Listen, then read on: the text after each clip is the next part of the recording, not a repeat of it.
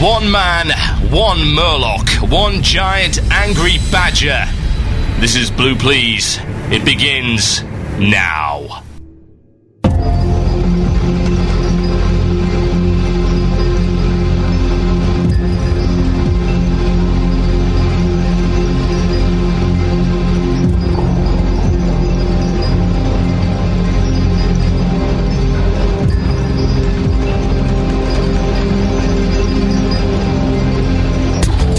Yes, indeed, folks. You are tuned into the one and only Blue Please here on WoW Radio with myself, Total Biscuit. Welcome to the show, and what a wonderful show we have coming up for you today. And there are an awful lot of listeners here, so the nerves should be getting to me, which makes me a little bit more hyper, a little bit more excitable. That's kind of not necessarily a good thing, but there you go. Coming up in this week's show, we have the one and only Nupcake News. This is coming up later, and of course, something you've all been waiting for, at least I hope most of you have been waiting for, the announcement of the winners of the Pass the Torch contest. We have not one, but not two, but 20. That is 20. That's 02 backwards. WWI cards to give away, but that is not all. Coming up a little bit later on in the show, my very special guest, one of the founding members of GameSpy, the creator of the Flintlock comic series. It's the one and only Fargo. He'll be coming on live on the air to answer your questions and mine a little bit later on in the show. And if you want to ask him questions, you have the opportunity to do so. All you need to do is log into IRC. What is IRC? It's Internet Relay Chat. It's a place where we sit and chat all day for no apparent reason. You can be there too. You can be one of our little clique. And not really so little anymore. Go to irc.mmoirc.com. That's hash or pound WoW Radio. That's the channel name. If you have an IRC client. If you have an IRC client, I'm sure you know what to do. If you don't, well, there's an easy way to do it. Go to our website, click the IRC and chat button at the top of the screen, or download MIRC. That's mirc.com. And put in the details I've just given you. That's irc.mmoirc.com, hash or pound WoW Radio. Now, there will be 3 people taking questions and relaying them onto me. Those people are our IRC reps, our beautiful assistants, none of which I would want to see in a dress. I've got to get that out right now, just to make sure you guys don't get confused. Those 3 people are Cooked Auto, MT, and Zephyric. That's Cooked Auto, MT, and Zephyric. Those are our 3 IRC representatives. If you want to send a question into Fargo for the second part of the interview today, you can do so. You got to get in IRC to do that, though. So get in IRC, that's irc.mmoirc.com, hash or pound WoW Radio. Okay, I think that's enough of that. Now, how do we start Blue Please? Well, we start Blue Please by playing a brand new sound effect. Yes, I did say a brand new sound effect, so not an old one like this. Even though I really, really like that sound effect. Definitely not something like this. Vegeta, what does the scouter say about his power level? No, in fact, I have this. Mail That sounds like it's mail time. Here's the mail. Oh, it never fails. It makes me want to wag my tail. When it comes, I want to wail.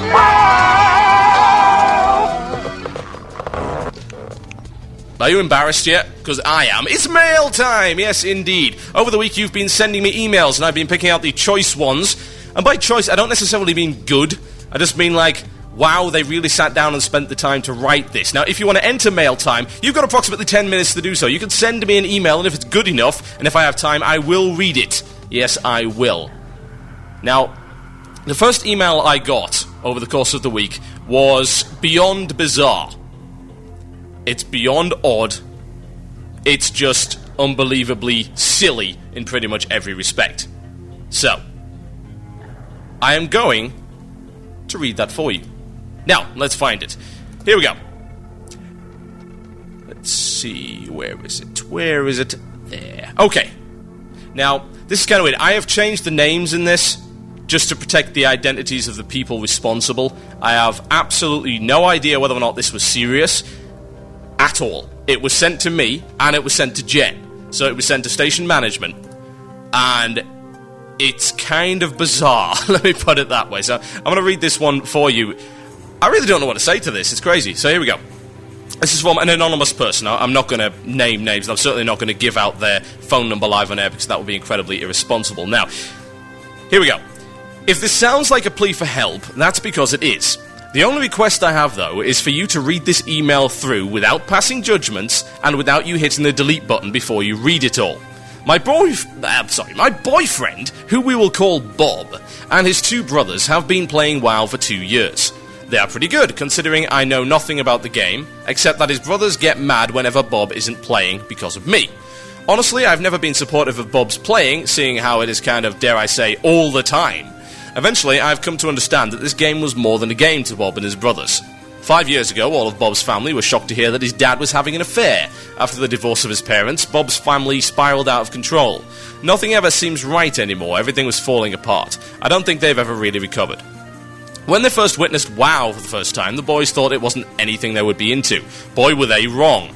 They found WoW, like most, an escape. This escape could never replace what was going on in reality for them, but it could lessen the blow and take their mind off what's been haunting them for years. WoW had become their safe haven.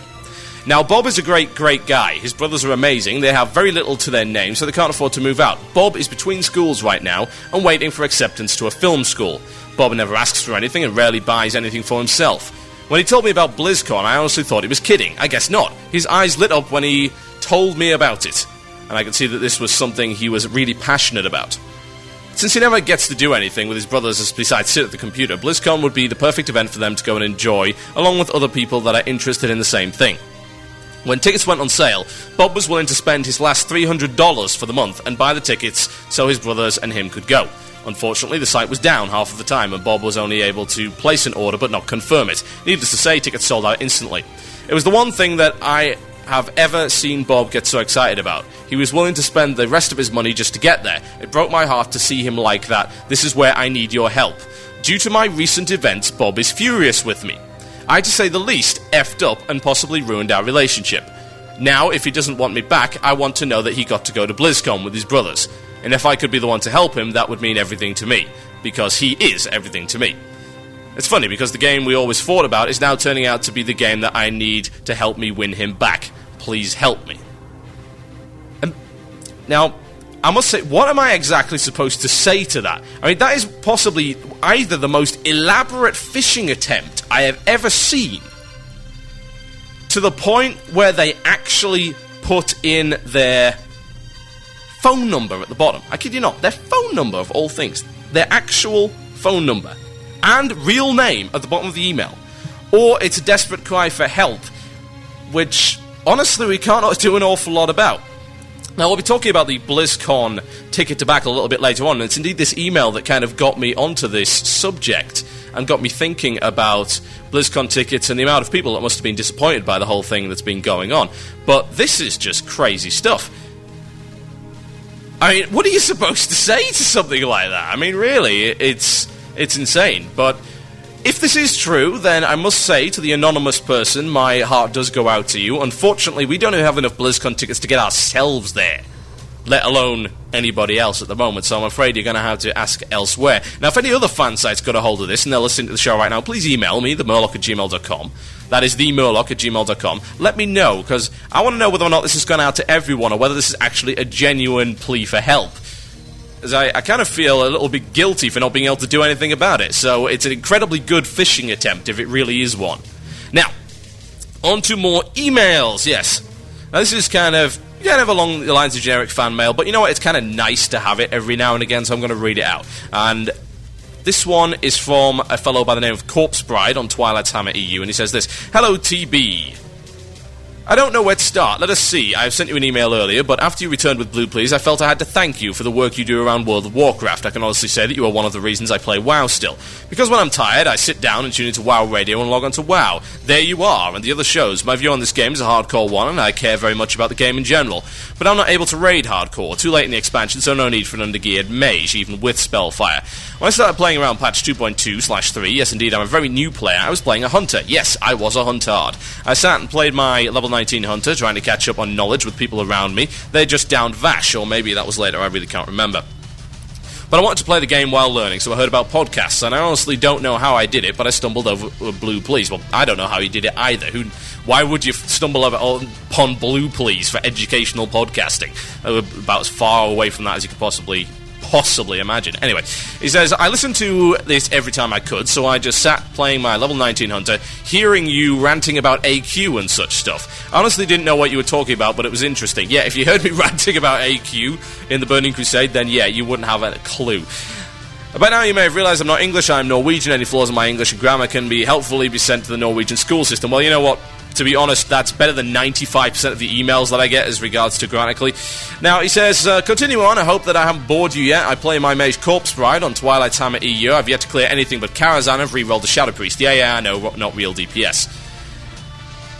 Probably boring, but would you give a shout-out to me and Jelani on Twilight's Hammer? It would really make my day. Well, there you go. I'm a nice person, see?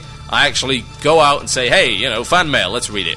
But yeah, it's kind of nice to receive stuff like that, but yeah, I don't know why, it always confuses me why people talk about, well, I listen to podcasts to learn how to play the game and all that kind of thing. Well, yeah, I think, to be honest, my podcast is most guilty of not helping you play the game. I mean, out of all of the podcasts out there, I think mine is probably the worst when it comes to telling you how to play the game. I mean, a little bit of history. The only class I've ever played in WoW is a Mage, and I played it from day one launch, EU, and I've played a Mage on EU side, Alliance, and...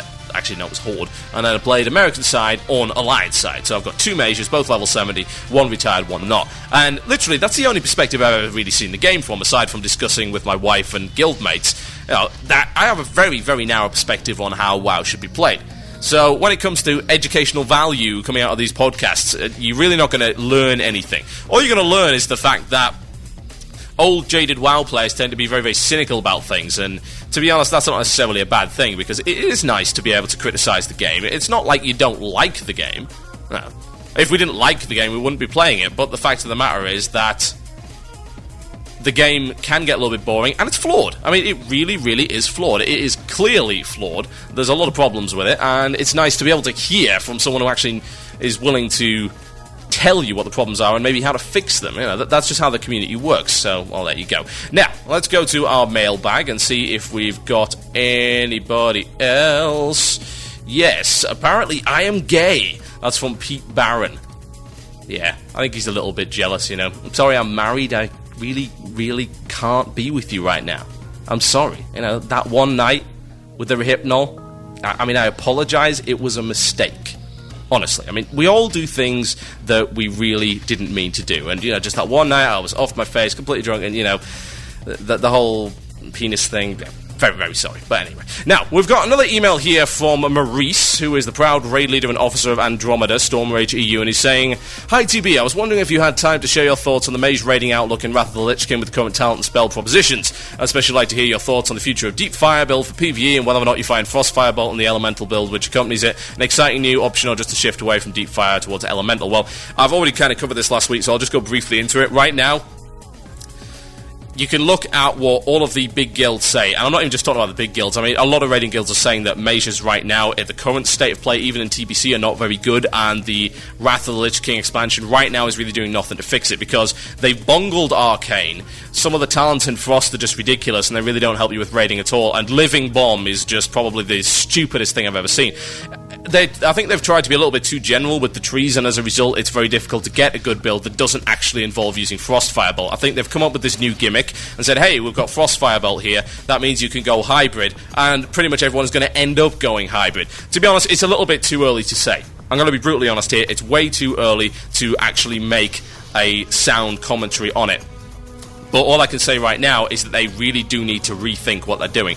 As a DPS class, I've often seen with a lot of puzzlement the fact that hybrid classes always seem to get good talent revisions, to the point where they make it very, very clear what each tree is supposed to do, and the talents synergize very well together. When it comes to actual pure damage classes, it's not really the case. You've always got trees that are just not quite as useful in meaningful content, and of course by meaningful I mean either arenas or raids, which are the two things which really matter in WoW, and everything else is just fluff that can really be done with any spec, just at varying different speeds. So it's always really got on my nerves, to be honest, that they can't figure that one out, and I really do hope they manage it with Wrath. We're giving them a chance for TBC, and they did manage to make some of the trees more useful than they had been, but it seems to be a lot more focused on hybrids than pure damage classes, and as a pure damage class, I am blatantly biased, and of course that upsets me. Now, just before I go to the music break, I've got to tell you that, yes, if you want to enter the Pass the Torch contest, you've got about 15 minutes. Yep, that is 15 minutes to do so. I will allow you to do that. Now, if you want to enter, this is what you have to do. Go to our front page, and check out... There's a link there. It's wcradio.com/entry.php. Now, if you've already entered, I would recommend that you not do this, because if you do, you will be banned from the contest. Yes, indeed, we have like 5 or 6 systems in place to ban you from the contest if you try to double verify, so please don't do that. So, go to entry.php if you haven't already entered. This is only for the people who haven't already entered. Fill out the form and make sure you put your country and your valid postal address, and in the entry box, put the 5-letter secret phrase that we've announced over the course of this week. Put it in there. You've got 15 minutes. Follow the instructions. You'll then get a verification email. You've got to go through all of that. Better be quick about it, because I am going to be closing the box in 15 minutes' time after the next Talkie segment. Yes, indeed. You're listening to Blue Please here on WoW Radio. Coming up very, very soon, live interview with the one and only Fargo, creator of Flintlock Comics and one of the founding members of the GameSpy Network. I'll be right back after this, folks. This is a little bit of Captain Dan. Sea monsters. Enjoy.